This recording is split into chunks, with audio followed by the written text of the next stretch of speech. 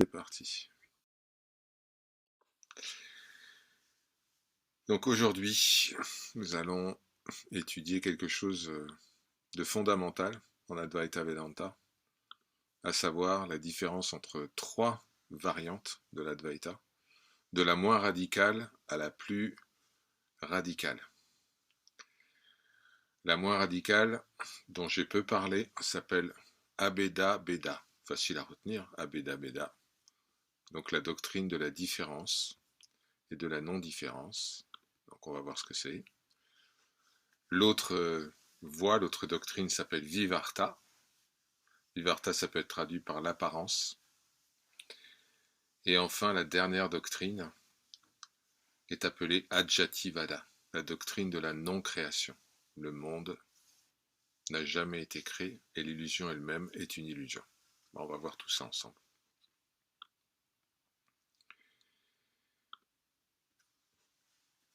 Alors, déjà, pourquoi y a-t-il trois versions ou trois variantes de quelque chose qui est censé être unique? Eh bien, au fur et à mesure des siècles, ces trois grandes interprétations se sont mises en place pour répondre aux contradicteurs, pour répondre à d'autres courants de pensée en Inde qui, en quelque sorte, creusaient un peu et essayaient de mettre en porte-à-faux les tenants de l'Advaita. Et donc ces trois courants se sont formés au fur et à mesure du questionnement des bouddhistes notamment, des dualistes, des jaïnistes, voilà, donc de beaucoup de courants différents.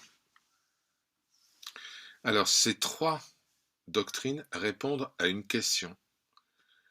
C'est toujours la même qui est posée aux Advaitines, à ceux qui pratiquent l'Advaita Vedanta. Et la question est la suivante. Comment le Brahman unique, infini et sans second, peut-il apparaître sous la forme de ce monde multiple et changeant? Cette question a été posée maintes et maintes fois. Donc la première réponse, c'est Bheda Bheda. On va voir ce que c'est. La deuxième, le Vivarta. La troisième, Adjativada. Bheda Bheda, ça peut être globalement traduit par différence et non-différence simultanée. Donc, dans ce cas, Brahman devient le monde. Le monde est à la fois identique à Brahman et en même temps différent de Brahman, tout comme le lait est identique au beurre, mais le beurre n'est pas du lait.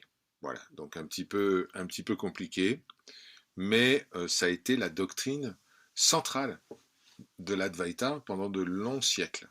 En tout cas, avant l'arrivée d'Adi Shankara. Alors, on va résumer ça. Bheda Bheda. L'idée centrale est la suivante. Le monde et les âmes individuelles sont à la fois différentes de Brahman et non différentes de Brahman. Bon, on se demande, mais comment c'est possible? Eh bien, prenons la métaphore de l'océan et des vagues. Les vagues sont différentes les unes des autres, et de l'océan en tant que forme particulière. Mais en définitive, elles ne sont constituées que d'eau, donc elles ne sont pas différentes de l'océan en substance. Dans cette optique de Bheda à Bheda, la relation entre Brahman et le monde est appelée parinama. Je vous l'écrirai en description de la vidéo, rassurez-vous. Parinama, ça veut dire transformation réelle. Donc Brahman se transforme réellement en monde, comme le lait se transforme en beurre. Le monde n'est donc pas une pure illusion pour cette variante de l'Advaita. Il est réel, mais sa réalité dépend de Brahman. Ce courant de pensée accepte la non-dualité ultime, mais conserve une différence réelle au niveau de l'expérience, au niveau empirique. C'est un point de vue intéressant pour celui ou celle qui veut préserver à la fois le concept d'unité de Brahman et en même temps la réalité du monde, et donc, par exemple, l'utilité de la dévotion personnelle.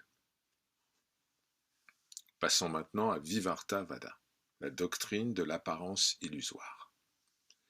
Donc c'est Adi Shankara qui, au 8e siècle, fait prendre à l'Advaita un tour beaucoup plus radical. Le mot Vivarta nous l'avons vu, c'est transformation illusoire. Contrairement au parinama, c'est-à-dire à la transformation réelle de Brahman en monde, Vivarta affirme que Brahman ne se transforme jamais réellement. Il est éternellement immuable. Le monde n'est qu'une apparence, abhasa, un reflet, superposé sur Brahman par la puissance de l'illusion cosmique, Maya. Reprenons une autre métaphore célèbre, la corde et le serpent. C'est une bonne illustration de Vivarta. Dans l'obscurité, on peut prendre une corde pour un serpent dangereux. Le serpent n'existe pas réellement, il n'est qu'une apparence de la corde. De même, le monde n'a pas d'existence indépendante. Il est une fausse perception de Brahman qui est la seule réalité. Mais, pour la doctrine Vivarta, dire que le monde est illusoire ne signifie pas qu'il est totalement inexistant, comme par exemple les cornes d'un lapin. Au niveau empirique, le monde nous semble absolument réel, tant que nous sommes sous l'emprise de Maya, tant que nous nous identifions au corps et au mental. Ce n'est qu'au niveau absolu que l'on réalise que seul Brahman est. Le Vivartavada, c'est une non-dualité beaucoup plus stricte que la doctrine que nous avons évoquée un peu avant, Beda Abeda. Il n'y a jamais eu de véritable création pour Vivarta, jamais de véritable différence. La libération consiste à dissiper l'illusion par le discernement. Brahman est réel et le monde est une apparence. Vous connaissez cette phrase, on va dire essentielle de l'approche d'Adi Shankara, Brahma Satyam, Jagat, Mithya. C'est la position classique que la plupart des gens associent à l'Advaita Vedanta. Maintenant, parlons de l'Adjati Vada, la plus radicale. Adjati, littéralement, ça veut dire non-naissance, non-création. On la trouve surtout chez Gaudapada, qui était le maître du maître d'Adi Shankara, dans ses fameux Mandukya Karika. Et ça a été repris et magnifié par Shankara lui-même dans certains de ses commentaires les plus élevés. Sri Ramana Maharshi explique que si Vivarta, dont nous venons de parler, est l'approche la plus commune pour l'Advaita, Adjati est la vérité. L'idée est vraiment radicale. Non seulement le monde n'est pas réel, comme dans Vivarta, mais même l'idée qu'il apparaît ou semble naître est déjà une concession excessive à l'illusion. Le sage Gaudapada déclare « Aucune âme individuelle ne naît jamais. Il n'y a aucune origine de l'âme, aucune cause. » Et plus loin, il déclare « Tout ce qui semble naître est en réalité non né. » Autrement dit, il n'y a jamais eu de création, jamais d'apparition, jamais de Maya qui transforme quoi que ce soit, car cela supposerait déjà une dualité entre le substrat et l'apparence. Il n'y a même pas une illusion qui paraît se superposer à Brahman. Il n'y a que Brahman, éternellement non-duel, sans commencement ni fin. Cette position est parfois appelée Eka Jiva Vada, la présence une.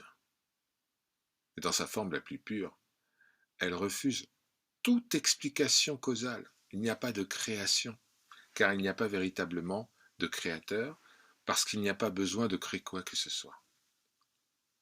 Alors, évidemment, ceux qui se posent des questions au sujet de la doctrine vont dire, mais pourquoi voyons-nous le monde? Eh bien, la réponse de l'Adjativada est la suivante. Il n'y a personne pour voir, il n'y a rien à voir, et il n'y a jamais eu de question. C'est le silence absolu du Vedanta. Le neti-neti, ni ceci ni cela, poussé jusqu'à son terme. L'Adjati Vada n'est pas une thèse parmi d'autres, ce n'est pas une vision ou une variante de l'Advaita parmi d'autres. C'est la dissolution de toute forme de thèse et de variante. En vérité, ces trois variantes sont comme des portes qui ouvrent vers une même liberté. Pour résumer, le Beda Beda dit Brahman et le monde sont à la fois différents et non différents. Vivarta répond le monde est une apparence illusoire qui vient se superposer sur Brahman qui est immuable. Et l'Adjativada conclut rien n'est jamais né, rien n'apparaît, rien ne disparaît. Ces trois vues ne sont pas nécessairement contradictoires. Les textes les présentent souvent comme des degrés progressifs de compréhension. Le Beda Beda, c'est une pédagogie pour le débutant, qui a besoin de préserver le monde, et puis aussi la dévotion, la forme de dévotion personnelle. Le Vivarta, c'est le corpus principal, c'est la vision classique de l'Advaita, selon Adi Shankara. Et l'Adjati, c'est comme le sommet du mont Kailash, le sommet indicible où même la distinction entre réel et apparence s'effondre. Et c'est là la beauté du Vedanta. Il propose des enseignements adaptés à chaque niveau de maturité spirituelle. Mais tous, absolument tous, convergent vers la même réalisation. Tattvamasi, tu es cela, et rien d'autre n'a jamais existé. Hari Om Tat Sat. Ceci est parole de vérité.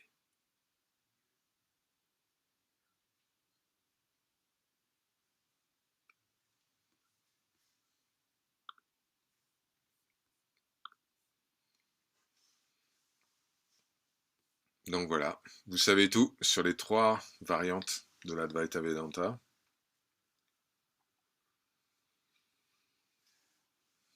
Et c'est vrai que c'est une progression dans la compréhension. C'est difficile pour le mental de lâcher le monde et le personnage tout de suite. C'est très compliqué. Donc, dans leur grande sagesse, nos maîtres ont conçu en quelque sorte ces trois doctrines qui à l'origine avaient pour but de répondre aux opposants, aux contradicteurs. Vous vous en souvenez, lorsque nous avons étudié les Brahma Sutras, il y avait souvent comme ça des dialogues entre le maître, l'enseignant et des contradicteurs, ce qui permet en vérité d'affiner la compréhension, de bien formuler les choses, de bien les poser. Et donc, il y a une forme de progression. La bascule en faveur de l'Adjativada s'est faite au XVIe siècle. C'est assez récent finalement. Pendant plus de 8 siècles, c'était Vivarta qui dominait, donc l'interprétation d'Adi Shankara. Et puis il y a un sage qui s'appelait Prakashananda, qui veut dire la félicité de la lumière, ça c'est au XVIe siècle, qui dit Adi Shankara n'est pas allé assez loin, ça tient pas la route, parce que s'il n'y a que Brahman, comment il peut y avoir Maya? Comment Maya peut-elle coexister auprès de Brahman? Alors il y a des explications. Maya, c'est un des pouvoirs, un des attributs de Brahman, tout comme les rayons du soleil sont des attributs du soleil, ou la lumière, etc. Mais pour Prakashananda, c'était pas optimal. Donc, l'accent a été mis sur les Mandukya Karikas. Et tous les sages, après Prakashananda, tous les sages de la tradition Advaita, se sont tournés vers Adjativada. Tous. L'enseignement définitif final, c'était le silence, comme vous le savez. Que peut-on dire? Que peut-on dire du monde? Rien, puisqu'il n'existe pas. Que peut-on dire de Brahman? Rien, parce que tout ce que nous allons pouvoir en dire sera forcément limitant. C'est ce qu'on appelle la via negativa, donc ne jamais affirmer que Dieu est ceci ou cela, mais dire simplement que Dieu ne peut être ni ceci ni cela, le fameux neti neti. Donc après Prakashananda, les choses ont vraiment tourné, si je peux plus m'exprimer ainsi, en faveur d'Adjativada. Le, le Vedanta est loin d'être monolithique. Ça devrait, hein. Ça devrait être quelque chose de très unifiant, de très très organisé. Mais le Vedanta est loin d'être monolithique. Je vous ai épargné à peu près 3 autres courants qui sont extrêmement minoritaires. Donc là, on a évoqué les principaux. Donc, si nous prenons les maîtres contemporains, c'est-à-dire ceux qui ont vécu au 19 et 20e siècle, voilà, vous pouvez rapidement les associer à un des 3 courants. Ramakrishna, c'est Beda, parce qu'il y a à la fois une pratique de connaissance, la reconnaissance de l'unité primordiale, et en même temps un encouragement à la dévotion vis-à-vis de la Divine Mère. Et puis beaucoup de karma yoga, donc beaucoup de services désintéressés pour le monde, etc. Nisargadatta Maharaj, vous placez où entre ces 3 doctrines? Voilà, Nisargadatta, c'est Adjativada, rien n'existe en dehors de Brahman. Donc, qu'est-ce qu'il y a à faire, en gros, pour, pour se rapprocher de Brahman, puisqu'il n'y a que Brahman. Donc, on retrouve Ranjit Maharaj, qui était son condisciple, et sur la même voie. Ramana Maharshi, à votre avis, 2 ou 3? Pas un, 2 ou 3.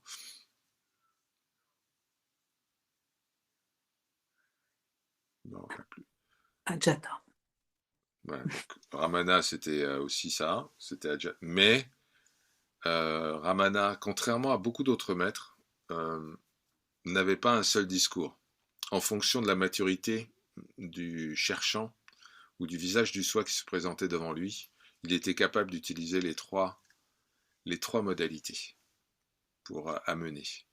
Quand il voyait quelqu'un de très dévot, de très voilà, qui a une approche très bhakti, très dévotionnelle, il n'allait pas tout de suite lui dire Adjati, Dieu n'existe pas, ça passait pas. Donc il l'emmenait sur le Beda en disant voilà, il y a le 1 et le multiple, et finalement le multiple ne sert qu'à révéler le 1, donc il y allait en douceur. Donc Ramana, c'était, et c'est toujours un des enseignements les plus polyvalents, c'est ce qui fait sa grandeur, c'est qu'il ne jouait pas qu'un seul registre, il jouait sur les 3 registres en fonction de la maturité du cherchant. Il y a un autre aimable visage du soi qui était aussi capable et toujours de jouer sur ces 3 registres, c'est Ananda Mahima, qui pouvait passer directement et dans la même phrase de Abeda, donc voilà, jusqu'à Jati. Et donc lundi prochain, vous allez entendre, ce serviteur vient d'enregistrer une traduction d'un satsang de Ma dans les années 40, où très rare, parce qu'on Ma, c'est toujours, il faut répéter le nom du Seigneur, occuper votre journée avec Hare Krishna, etc. Mais là, de manière extrêmement rare et surprenante, elle tient un discours à Jati, 100%. Il y a un pandit qui vient la voir, qui la bombarde de questions, et elle commence à lui dire, mais vous et moi, nous n'existons pas. Et elle commence à dire, voilà, nous ne sommes que les reflets de Brahman. Il pose des questions sur la création du monde, elle dit, ah bon, vous y étiez, le monde n'a jamais été créé.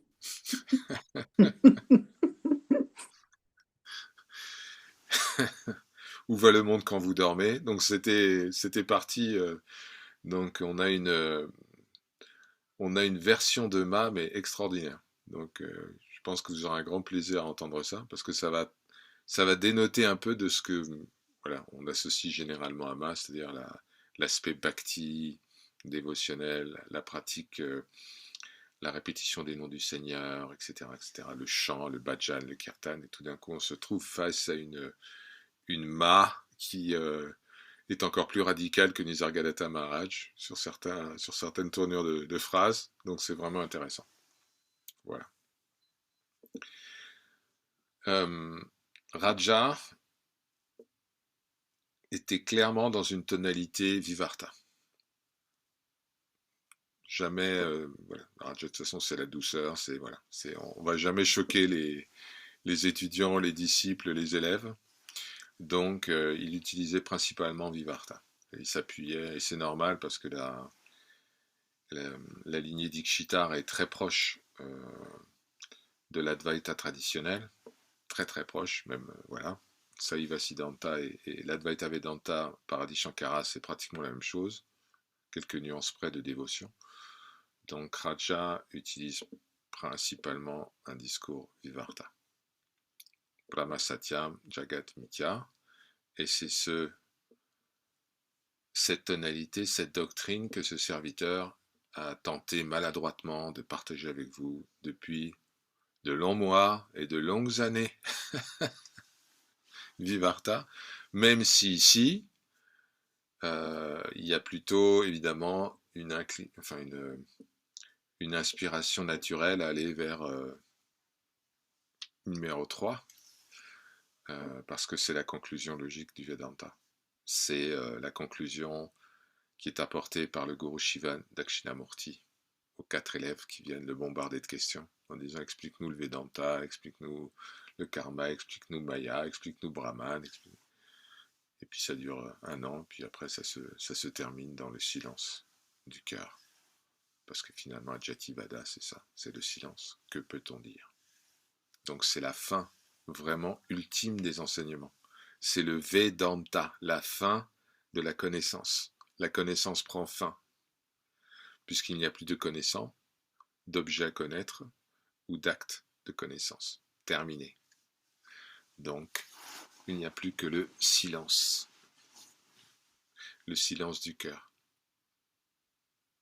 Et comme le dit Sri Ramana Maharshi dans le poème Uladu Narpadu, au verset 31, le Gyani n'a plus qu'un seul but dans la vie, se plonger dans le silence de l'être.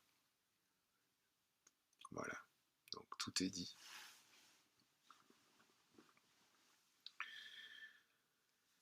Maintenant est venu le temps des questions, des partages. Petite précision, donc les sessions Advaita Vedanta vont être interrompues pendant un petit moment. Ce serviteur reprendra en début d'année prochaine, en 2026, nous reprendrons pour un nouveau cycle, mais là pendant un petit moment, compte tenu de contraintes d'horaire, voilà, nous resterons en silence. Une bonne opportunité pour réviser et pour absorber tout ce qui a été partagé. C'est dense, très dense. Et bien sûr, il y aura un contrôle en fin d'année. Je vous donnerai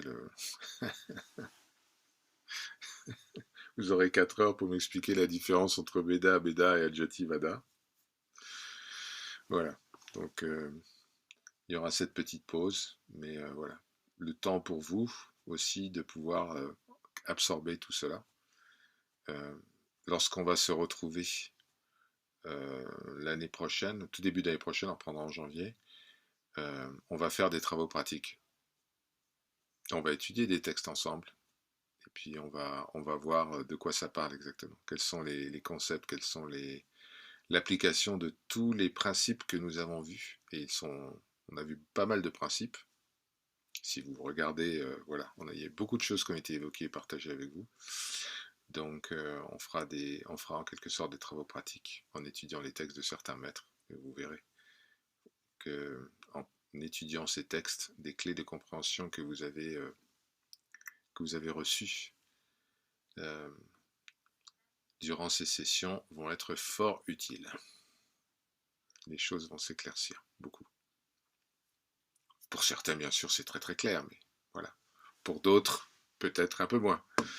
Donc voilà, on étudiera des textes et on verra de quoi il en retourne. De quoi parle-t-on quand on parle de Brahman, quand on parle de Maya, quand on parle de... Voilà. Quand on nous parle d'étapes dans le Vedanta, quand on nous parle de la superposition, tout ça. Faut que ça devienne facile. Voilà. En tout cas, vous avez le trousseau de clés qui est là, qui va vous permettre d'ouvrir un certain nombre de portes.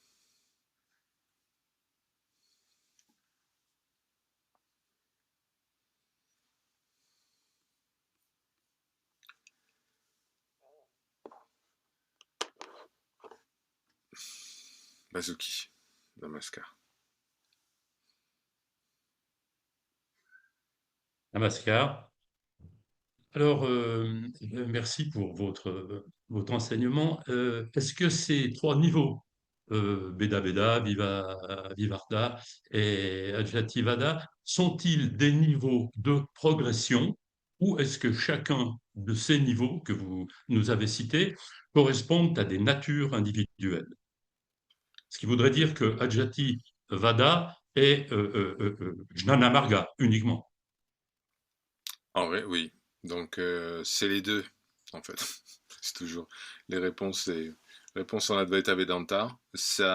Effectivement, ça s'adapte au profil du cherchant. Donc, ceux qui sont Jnana Marga, voie de connaissance pure, vont aller tout de suite à la Jativada. Ils vont vouloir creuser, ils vont vouloir arriver directement à la conclusion. Ceux qui sont plutôt de nature dévotionnelle, mais qui comprennent l'intérêt d'étudier le Vedanta.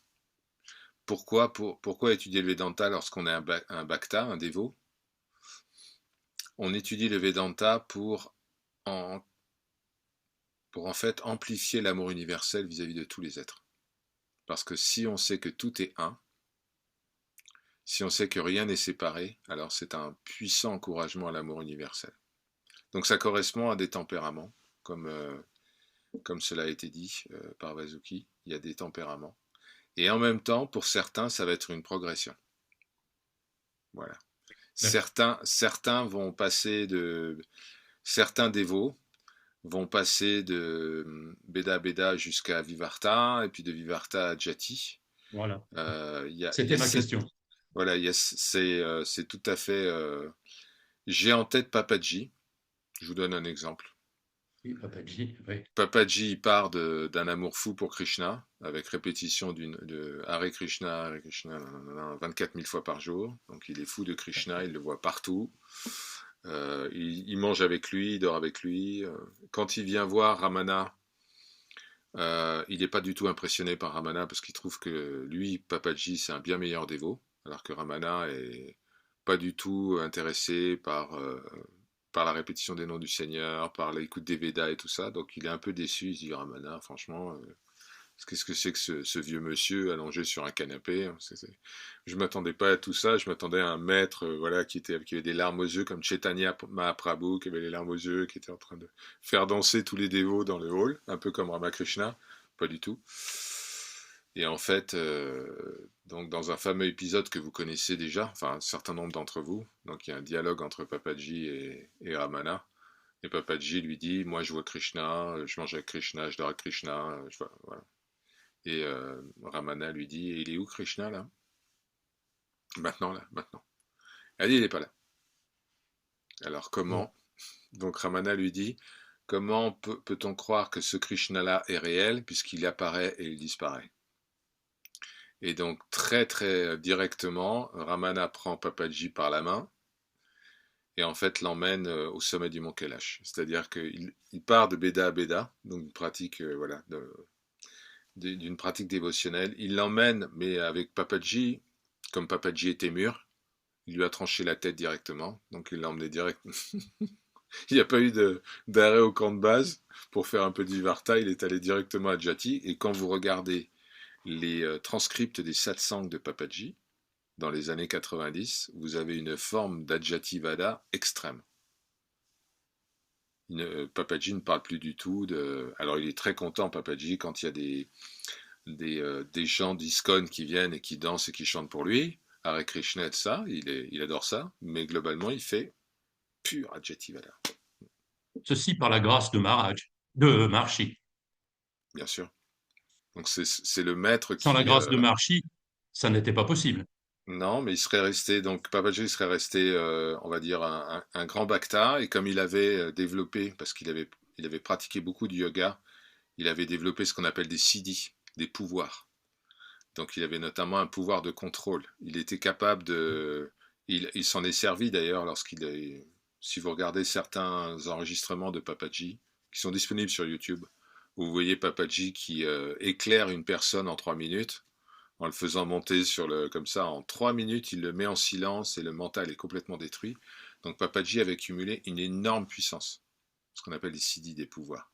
Mais Ramana lui a appris deux choses. La première chose, c'est il lui a appris l'Advaita Vedanta, qui est quand même pas rien. Et la deuxième chose, il lui a dit de mettre ses pouvoirs dans sa poche. Oui, ça.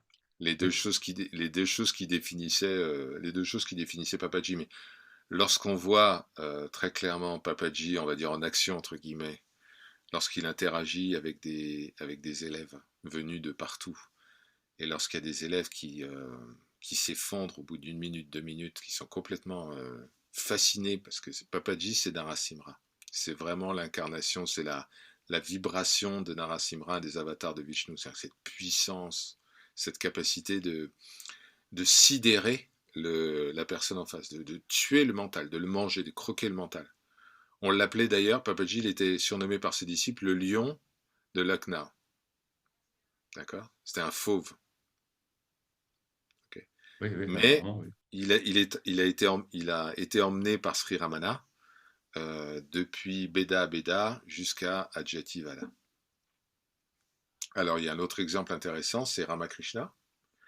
Ramakrishna qui lui vient du côté effectivement dévotionnel, c'est un prêtre au service de Kali, au temple de Dakshineshwar et tout ça. Et il est formé par un maître Advaita, Totapuri, qui lui enseigne vraiment le Vedanta, forme radicale. Mais pour Ramakrishna, ça passe pas. Parce qu'il aime tellement la divine mère, il est tellement dévoué à la divine mère, il sera toujours dans le Vivarta, il sera jamais à Jativada. Il laissera toujours une porte à la manifestation. Il n'y aura jamais cette négation totale qu'il y ait une manifestation. Voilà. Donc, mais chaque rencontre avec un maître ou une enseignante provoque un glissement de terrain, en général. Un glissement de terrain qui fait que ce qu'on croyait, on avait des croyances qui étaient établies, on pensait qu'on était une personne qui avait compris un certain nombre de choses, qui avait créé une relation avec le Seigneur, quel que soit le nom que vous lui donnez, et le maître vient chambouler tout ça. C'est-à-dire, voilà.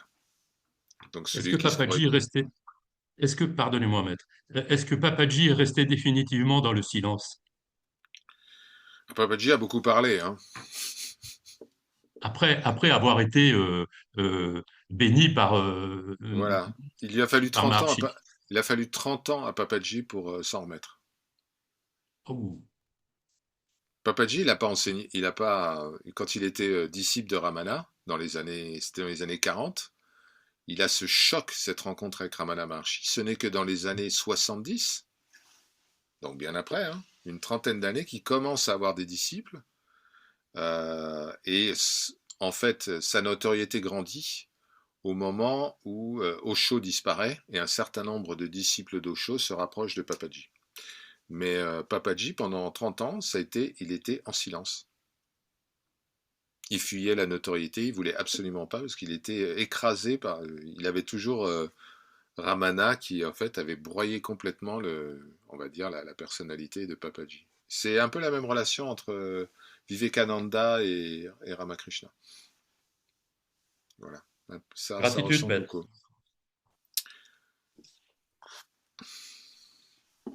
Yamuna, tu as la parole. Namaskar, tout le monde. Alors, c'est une question qui est en dehors du sujet du jour, mais quand j'ai écouté l'enregistrement du texte de Sri Raja, il y a un texte qui s'intitule « Vous êtes cela ». Je vais le lire « Vous êtes cela ». Vous portez de nombreux noms. Vous êtes au-delà des noms. Vous prenez de nombreuses formes. Vous êtes au-delà des formes. Alors là est la question qui va venir. Arunachala est votre lingam, votre symbole. Varanasi est la pointe de votre trident. Considérez ces paroles comme le nectar de la vie que je verse sur votre symbole avec dévotion. C'est beau. C'est beau, c'est beau. J'aimerais bien que tu expliques un peu plus, s'il te plaît, maître, le lingam. Le lingam, c'est le symbole. Le lingam. Donc normalement, le symbole de Shiva, tu sais, c'est la pierre oblong comme Oui, ça. Et oui, donc, un lingam, c'est en sanskrit, c'est tout ce qui représente la divinité de manière abstraite. Et donc, oui, dans ce cadre-là, Arunachala n'a pas la forme de la statue de Shiva, ou n'est pas, c'est un symbole abstrait, Arunachala, mais ça représente Shiva. Donc c'est pour ça, c'est dit comme ça. Et euh, beaucoup de Ramana en parlait pas mal. Il disait que comment dire, que Arunachala c'était le plus grand lingam en Inde, 800 oui. mètres de haut. D'accord, c'était vraiment ça. Et que ceux qui venaient verser du lait sur le lingam, exactement comme on fait On fait le... l'abhishekam, c'est-à-dire le bain sacré, ceux qui versaient du lait sur le lingam étaient assurés de la libération. Et qui versait du lait sur le lingam? Les vaches qui étaient sur les pâturages, sur les flancs de la montagne, etc. Et donc Ramana avait l'habitude de dire, eh bien vous voyez, ces vaches qui versaient du lait de manière tout à fait involontaire en plus, sur la montagne sont absolument bénies et se souviendront de leur véritable nature. Donc voilà, le lingam c'est le symbole suprême de Shiva. Le Donc, symbole. en fait, il nous identifie à ce lingam Ouais, quand il dit ça. ouais. Et il nous verse dessus Le nectar le de ses paroles. nectar. Et alors, Varanasi est la pointe de votre trident. Qu'est-ce que ça veut dire? Alors, selon la tradition védique, le Seigneur a voulu créer, donc le Seigneur Shiva, a voulu créer un endroit qui survivrait à la dissolution à chaque fois. Tu sais qu'il y a les quatre airs, les quatre yogas, et donc ça se finit toujours par ce qu'on appelle pralaya, donc la dissolution. Mais Varanasi est le seul endroit qui survit qui survit justement à ce déluge, on va l'appeler comme ça. Et pourquoi? Parce que selon la tradition védique, Shiva a planté son trident dans la terre, et la pointe du trident, la pointe centrale, c'est Varanasi. Shiva est d'ailleurs le souverain de Varanasi. Et là-bas, Merci. il est appelé Vishvanath, le seigneur du cosmos. Et il y a un des lingams, justement, des pierres, les plus fameuses du fameux pèlerinage des 12 pierres, des 12 lingams de Shiva en Inde. Euh, le Vishvanath, le temple Vishvanath à Varanasi est censé avoir été construit juste au-dessus de la pointe du triangle de Shiva. Le message, c'est que Varanasi est le lieu de résidence éternelle du Seigneur. C'est le Kailash Buloka. Il y a 3 endroits qui revendiquent ça en Inde. Il y a Kailash, évidemment, au Tibet. Il y a Varanasi. Il est dit que celui qui meurt à Varanasi est libéré. Tu connais ça, tu sais, voilà, celui qui est né à Tiruvarur, celui qui voit Arunachala, celui qui pense à Arunachala, celui qui voit la danse du Seigneur à Chidambaram, et celui qui meurt à Varanasi, tout ceux-là sont libérés. D'accord? Donc il y a des endroits en Inde très particuliers, on appelle ça le Kailash Buloka, le Kailash sur terre. Un de ces endroits est Chidambaram. Un autre endroit est Arunachala. Un autre endroit est Varanasi. Voilà. Merci pour l'explication. Merci beaucoup. Alors quand on dit mourir à Varanasi, en Inde, il y a beaucoup de gens qui attendent d'être extrêmement malades et ils font leur dernier voyage pour se rendre à Varanasi, à Bénarès, pour être sûr que c'est là où ils vont rendre leur dernier souffle pour pouvoir être, comment dire, avoir la cérémonie de crémation sur les ghats, donc sur les quais à Varanasi. Et voilà. Donc énormément de gens font ça. Mais nous sommes des Advaitines, n'est-ce pas? Où est Varanasi? Est-ce que c'est un lieu Dans le géographique? silence. Est-ce que lorsque je m'endors, où est Varanasi? Où est Chidambaram? Où est Arunachala? Tous ces lieux disparaissent, ils font partie de la manifestation.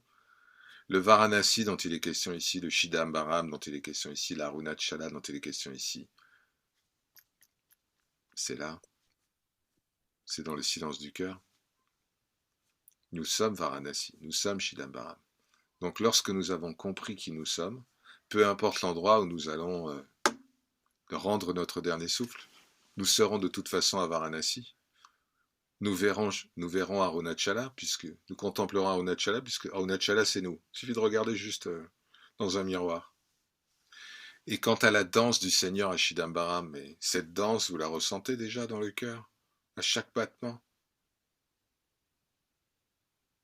Donc la tradition Advaita, bon, des gens ont besoin de faire des pèlerinages, d'accord? Il y a certains cherchants spirituels, certains visages du soi ont besoin de faire un pèlerinage, qui est en fait un voyage vers eux-mêmes, d'accord? Donc ils ont besoin de le faire de manière matérielle, ils ont besoin de se déplacer dans l'espace, de se rendre en Inde, de se rendre à Lourdes, de faire le pèlerinage de Saint-Jacques de Compostelle, etc.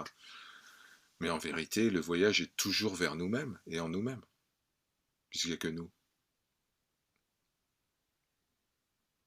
Il n'y a pas besoin d'aller quelque part. Chidambaram est là déjà. Et le Seigneur danse dans notre cœur. Attitude.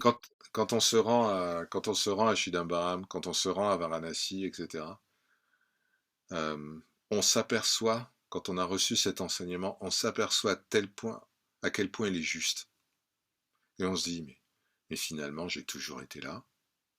J'ai jamais été ailleurs. J'ai toujours été sur les Ghats à Varanasi. J'ai toujours été en train de contempler la montagne Arunachala. Il n'y a jamais eu un moment où j'étais ailleurs qu'ici et maintenant. Et pour nous, ici, c'est Chidambaram, l'espace éternel de conscience. On n'est jamais éloigné de plus d'1 millimètre de Chidambaram. On est en permanence en train de contempler la danse du Seigneur. Création, préservation, destruction, création, préservation, destruction.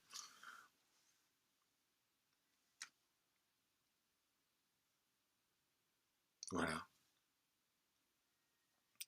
Et quand Raja évoque cela, vous êtes le symbole. Nous sommes le symbole, évidemment. C'est nous le lingam. Quand on prend une douche le matin, qu'est-ce qu'on fait? Tout peut être sanctification du moment. Sanctifier la nourriture que vous absorbez. Qu'est-ce que vous êtes en train de faire? Vous êtes en train de remettre une offrande au Seigneur. Lorsque vous mangez, c'est le Seigneur qui mange. Il n'y a ni Georgie, ni Yamuna, ni Vasuki, ni Emrance, ni Yashoda, ni Slimani. Qui mange? Le Seigneur. Prashad. Donc on lui remet de la nourriture. Quand on mange, on fait un acte de sanctification. L'acte de manger, c'est un acte magnifique. On sublime la matière. D'accord? On offre. Donc quand on mange, c'est Prashad. Quand on prend un bain dans le Gange, ou simplement une douche chez nous, on fait l'abhishekam, on fait le bain sacré. Et tout est comme ça. Lorsqu'on fait 3 pas, on est en train de faire le pradakshina, on fait le pèlerinage. Si on donne une intention, tu te rappelles Yamuna, au premier pas, je conquiers le monde matériel. Au deuxième pas, je conquiers le monde astral. Au troisième pas, je conquiers le monde causal. Au 4e pas, il n'y a plus de pèlerins et plus de pèlerinage. Donc, chaque action que nous semblons faire, si nous comprenons vraiment le sens, la symbolique puissante de cela, on se rend compte que toute action est bénédiction. Toute action est rituelle. Tout.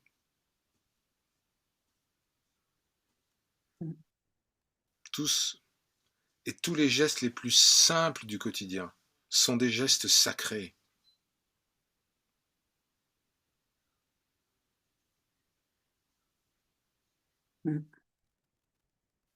Lorsque nous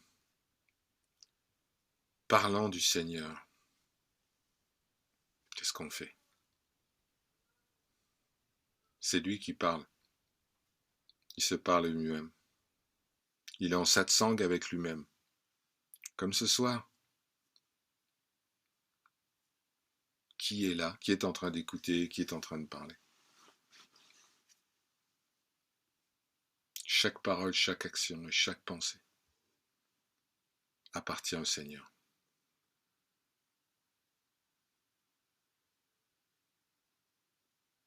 Donc pensez à cela. Ceux qui font ça très très bien, bon, vous savez que j'ai mes petites préférences, mais ceux qui font ça très très bien, cette sanctification du quotidien, c'est dans la tradition hébraïque. On prononce régulièrement, tout le temps, des bénédictions, avant de manger, avant d'aller aux toilettes, quand on vient de se réveiller, au moment où on va se coucher. Tout est sujet à bénédiction. Tout, absolument tout. On voit le soleil, on bénit le soleil. On voit la lune, on bénit la lune. On voit une personne qu'on n'a pas vue depuis longtemps, on se réjouit. Et on la bénit. Merci Seigneur de nous avoir ramené cette personne saine et sauve du long voyage qu'elle avait entrepris. Sans arrêt, la vie est pleine de bénédictions du matin au soir. On ne pense qu'à ça. Et on sanctifie chaque parole, chaque moment. La tradition Vedanta fait ça très bien aussi, mais de manière plus simple. Parce que dans le judaïsme, il y a une bénédiction pour chaque situation. Donc, c'est des dizaines et des dizaines de bénédictions à mémoriser. Pour le Vedanta, c'est plus simple. Qu'est-ce qu'on dit? Par sa grâce. Par sa grâce. Je mange par sa grâce, je bois par sa grâce, je dors par sa grâce.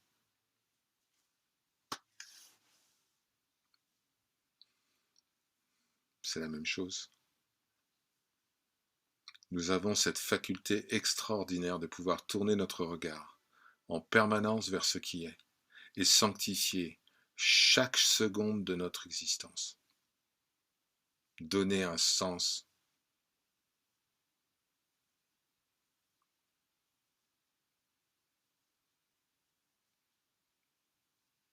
Donner un sens.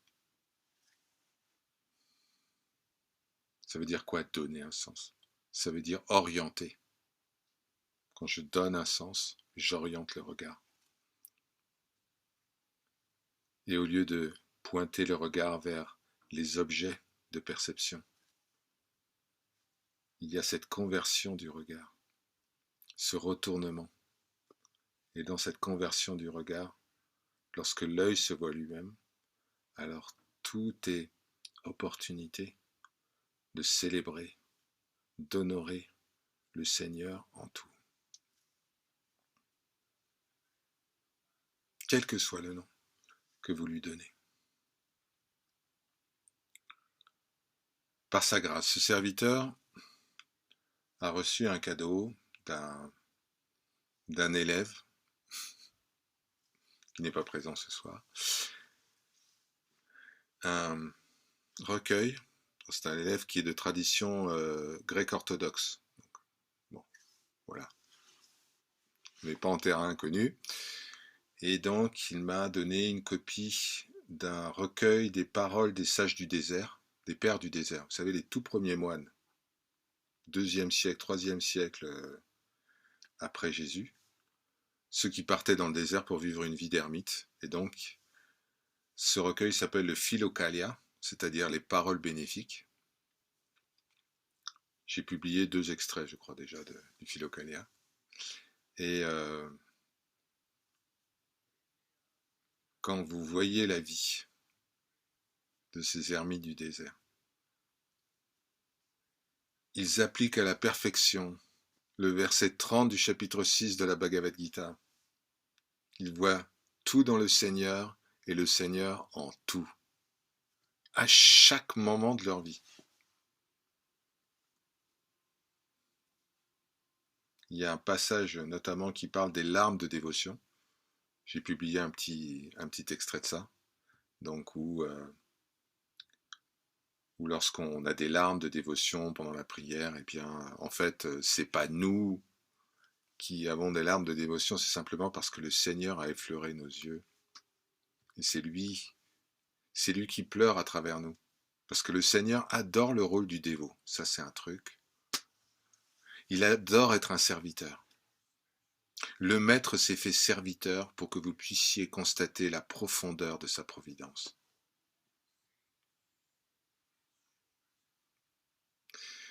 Et donc c'est lui qui pleure. Il pleure de joie de se reconnaître dans le miroir de la conscience. Ouais, c'est moi. Je me suis reconnu.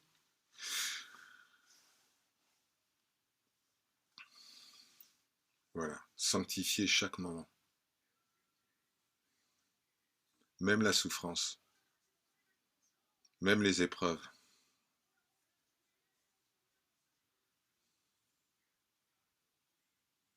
Tout est prétexte à sanctifier le Seigneur, à le bénir, à manifester notre amour. Et comme je vous l'ai dit il n'y a pas très longtemps, tant que nous faisons des différences entre les gens, je répète ce message très important, tant que nous faisons des différences entre les gens, il y a des gentils, il y a des méchants, il y a des gens que j'aime bien, il y a des gens que j'aime pas bien, nous ne sommes pas un véritable serviteur du Seigneur. Désolé. Donc on doit faire un gros effort pour mettre le commandement du Seigneur en priorité dans notre vie. Quel est ce commandement du Seigneur? Aime ton prochain comme toi-même. Tout le reste n'est que commentaire, comme le dit Rabbi Hillel. Aime ton prochain comme toi-même. Si tu vis intégralement ce commandement, si tu l'appliques, alors tu as compris l'essence du Vedanta. Parce que finalement, le Vedanta te fait voir une chose, il n'y a aucune différence, puisque il n'y a que le un sans second, qui se manifeste sous la forme de multiples visages, certains que tu vas juger aimables et d'autres que tu vas juger désagréables. Mais justement, le problème, c'est juger. Donc, tant qu'il y a différence, impression qu'il y a, c'est les fameux Ragadvesha dont on a parlé il y a quelques temps déjà. Tant qu'il y a des préférences et des aversions, on ne peut pas vraiment dire qu'on aime le Seigneur. On aime certains aspects du Seigneur. Oui. On aime le Seigneur quand ça nous arrange. Mais on n'accepte pas tout. On est d'accord quand le Seigneur fait ce qu'on lui demande, mais s'il ne répond pas à nos prières, ou s'il nous envoie des épreuves, alors là, donc notre amour est-il inconditionnel ou est-ce que notre amour est transactionnel? Et non. C'est son comportement, le comportement qui est difficile. Donc pour nous, chers amis, le commandement du Seigneur, qui est aime ton prochain comme toi-même, est le cœur du réacteur du Vedanta. Ne vous trompez pas. C'est pas simplement réservé à un groupe d'érudits en Inde dont nous apprenons, nous apprenons des choses auprès d'eux, etc. C'est absolument universel. Ça transcende les cultures, les époques, les pays, les religions. Voilà. Tant qu'on n'a pas réalisé ça, on est encore très loin. Très loin de l'amour inconditionnel. Or, je vous rappelle que nous sommes amour inconditionnel. Donc ça veut dire qu'il y a encore quelque chose qui est placé par le mental entre ce que nous croyons être et ce que nous sommes vraiment. Est-ce que c'est facile? Pas du tout. Mais comme vous le savez, et je vous le cite souvent, le philosophe Søren Kierkegaard, ce n'est pas le chemin qui est difficile, c'est le difficile qui est le chemin. La voie du bhakta, la voie du sadhak, du pratiquant, la voie de l'advaitine, est tout sauf un chemin de rose. C'est un chemin de croix.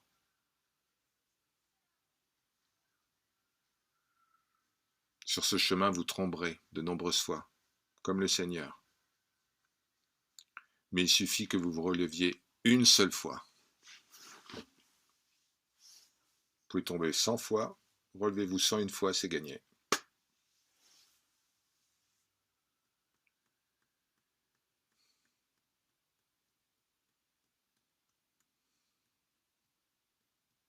Aime ton prochain comme toi-même.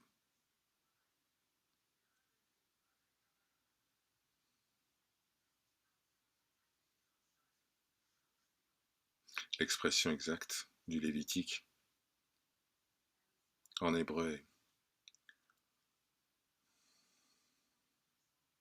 Ve'ahavta et re'echa kamocha ki gerim hayitem me'eretz Mitzrayim, ce qui signifie tu aimeras ton prochain comme toi-même et n'oublie pas que tu as été étranger au pays d'Égypte.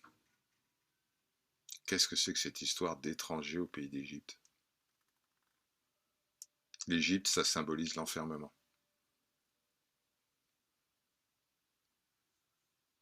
L'étymologie du mot Égypte, c'est Ikupta, le donjon de l'âme.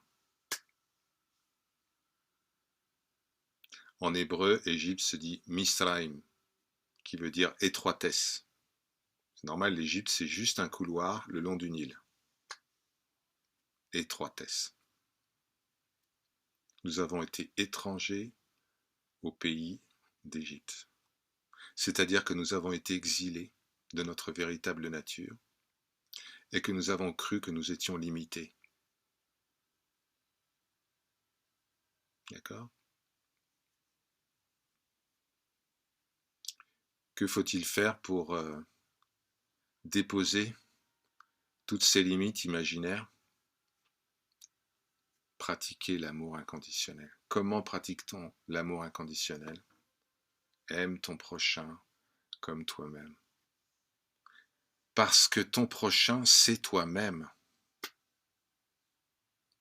En hébreu d'ailleurs, l'expression re'echa, qui a été traduite ton prochain, ça veut dire celui que tu vois.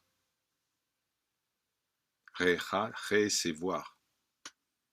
Donc si on traduit littéralement, c'est aime celui que tu vois comme toi-même. Qui vois-tu? Tous les visages du soi. C'est pas forcément ton voisin.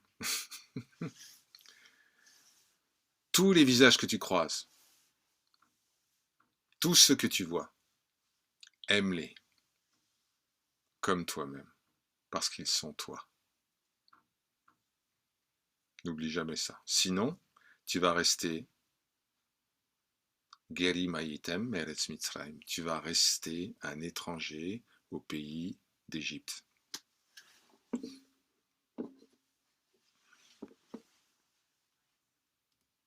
Confiné dans un corps, confiné dans une histoire, confiné dans un destin.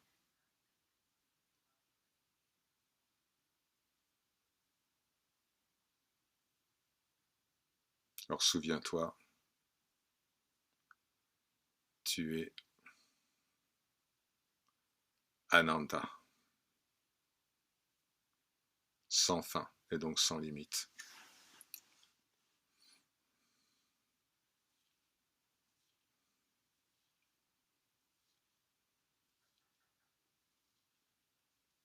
Par sa grâce.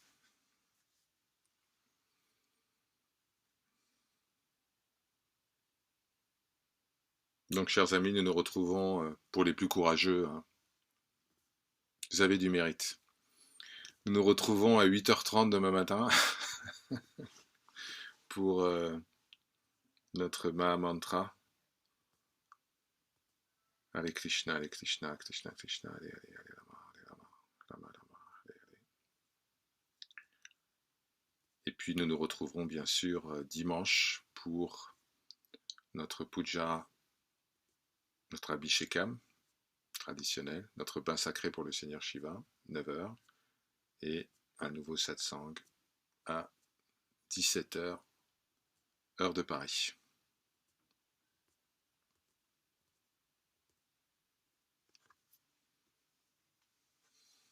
Rendons grâce.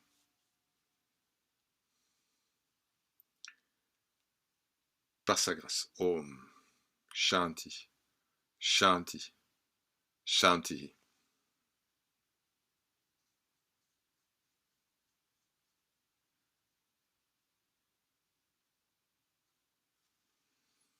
Que le Seigneur vous libère du pays d'Égypte. Kalyanhu. Qu'il vous affranchisse par son bras puissant de l'idée que vous êtes limité par un corps, par un mental, par un nom, par une forme, par le temps et par l'espace. Tathastu. Ainsi soit-il.